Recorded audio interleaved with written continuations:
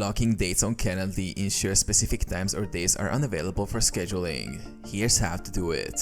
Log into Calendly. Start by logging into your Calendly account on a web browser or the mobile app. Access event types. Go to the event types section on your dashboard. Select the event type for which you want to block certain dates or create a new one if necessary. Edit availability. Within the event settings, look for the "When people can book this event" section.